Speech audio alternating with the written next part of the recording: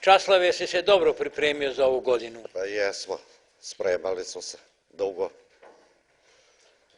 Imaš sve što je potrebno? Imamo, nabavili pelcare, lozu. Kaži mi, je li je to sertifikovan ili osnovni materijal? Osnovni materijal, Još uvek ide osnovni. još uvek osnovni. A za koga Časlav kalemi? Kalejimo za zadrugu. Ovdje ima više zadruga. Za zadrugu U903. To je ova novo formirana. Novo formirano. Jesi član zadruge? Jesmo, ima nas 35 članova tamo koji smo druženi i radimo. Dobro. Je li ovo prva godina da radiš za zadrugu? Nije, ovo je treća godina kako već radimo. Je li prošlogodišnja proizvodnja plasirana?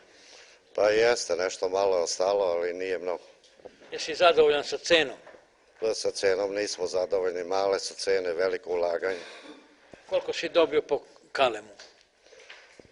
Pa negde dobili smo oko 25 dinara. Ništa više. Ništa više. Pa obična zelena salata 25 dinara. Pa jeste, sve. Paprika je skuplja bila kilo paprike nego jedan kalem. Nego jedan kalem, baš tako. Reci mi nešto o sortimentu. Mislite šta kalejimo? Da. Kalejimo više sorata. Merlot, Cabernet, Chardonnay, crni burgunac, sivi, onda talijanski riznik, rajski. Dakle, sve ono što zadruzi treba. Znate šta me jako zanima? Velikodrnovci uglavnom nemaju svoju zemlju gde će kalem da postave. Kako si ti rešio taj problem ove godine? Pa ja sam ove godine uzeo pod zakup zemlju. Da. I po aru, koliko to košta?